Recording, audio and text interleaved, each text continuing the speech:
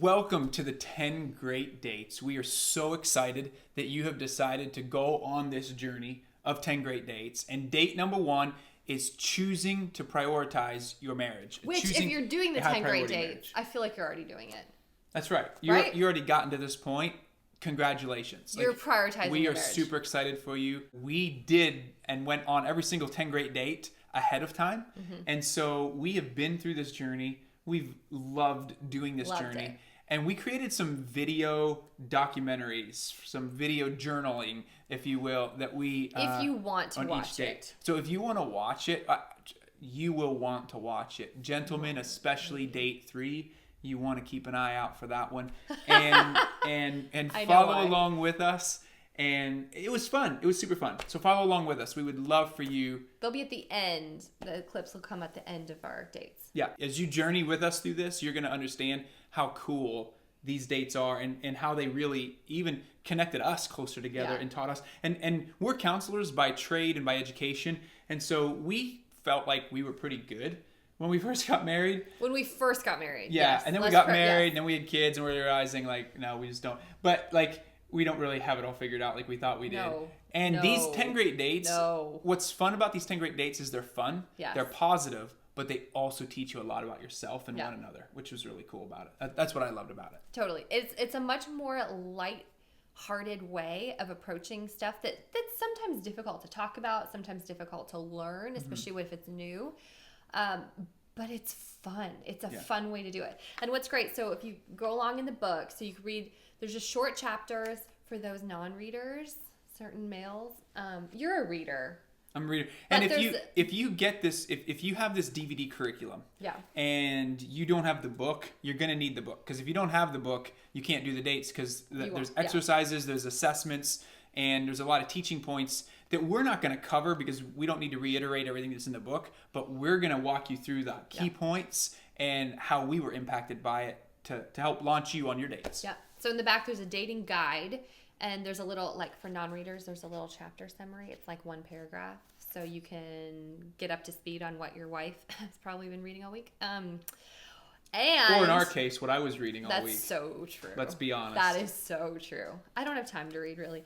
But that's okay. There's also dating exercises. And they're perforated. So you just literally tear them out, and they're duplicates. So I have one, he has one. You can fill them out, do them before you go on the date, and then bring them with you.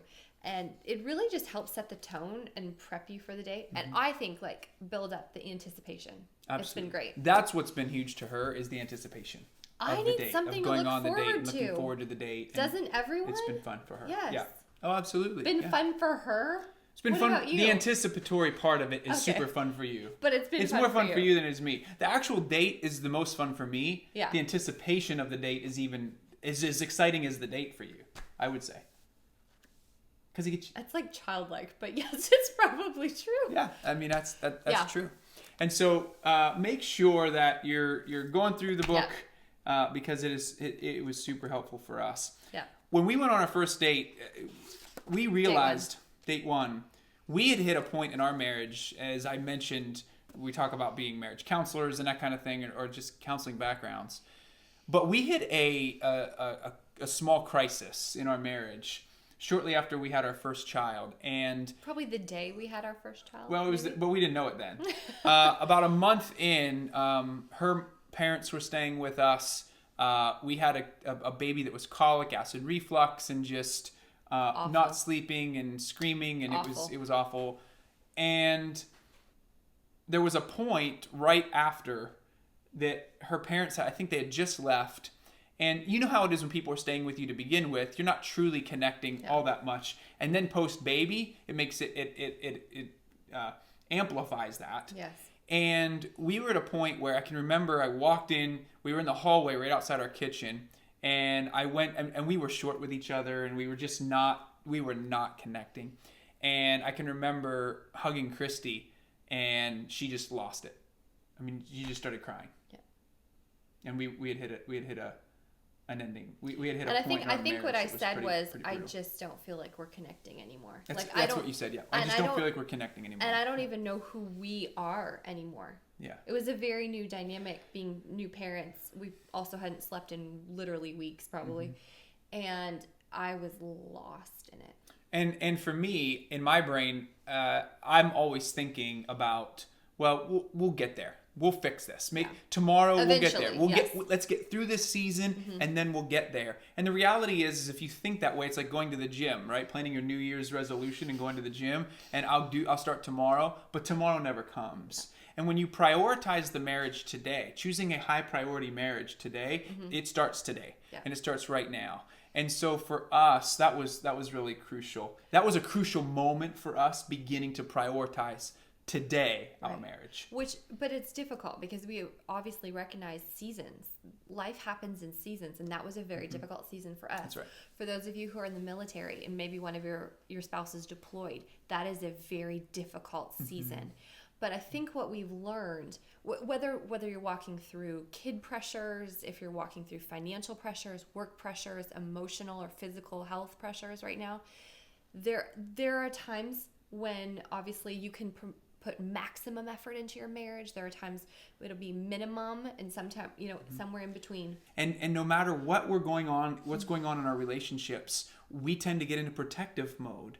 But over time, that disconnects us more than connects us. In those times of stress. But I think what we learned was that there are ways you can still prioritize your marriage regardless of the season you're in, regardless of how much effort you can put in at this point, you can still prioritize it. And so the 3 principles for high priority marriage in the context of the chapters, you take a look at this, is number 1, what reality is looking at your marriage now. Evaluate where you're at right now. Yeah. And you can use a scale of 1 to 10, 10 meaning our marriage is never going to get any better. It's as best as it could be. 1 meaning I'm ready to file divorce papers. You could be at a 4. The goal of 10 Great Dates is, hey, let's take you to a 6. Or let's figure out a way to get to a 7. Or from a 6 to an 8, right? And so let's increase it. But let's evaluate where we are right now so that we can begin to connect today. I think often we just don't take time to evaluate where we're at, especially in a relationship. And that's why it's important then, number 2, is commit to growing closer together. And when you make that commitment, one of the key ways of doing that is writing down short and long-term goals for your relationship.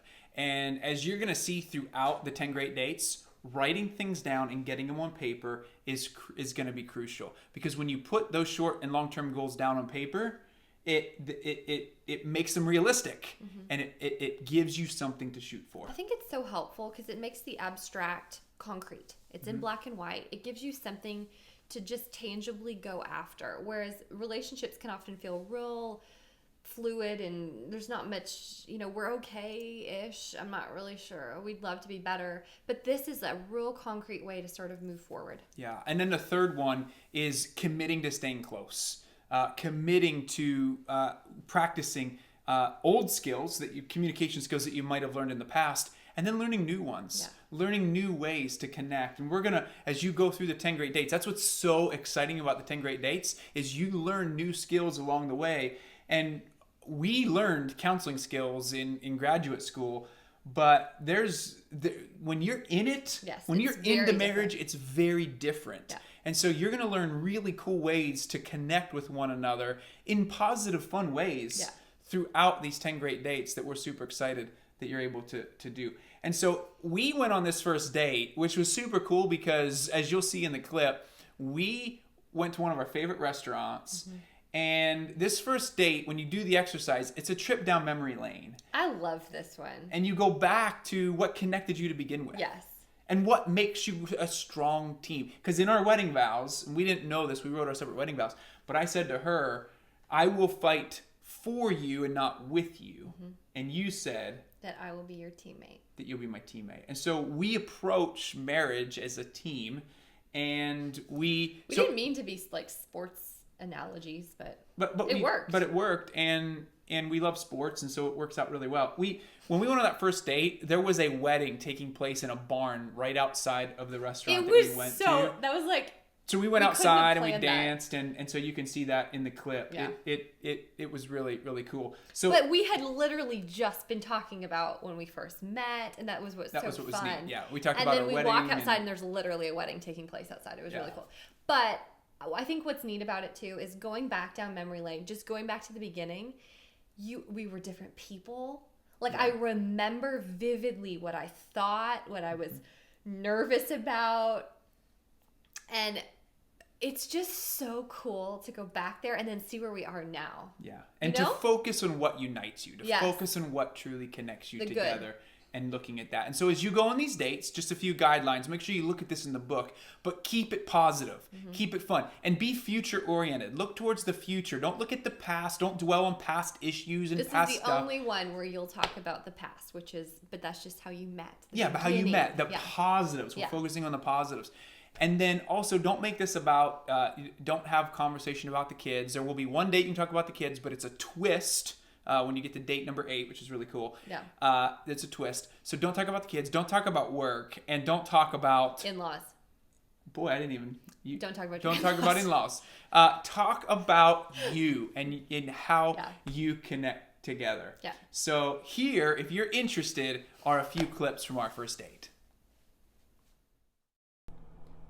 We are filming from our van on our very first 10 great dates. And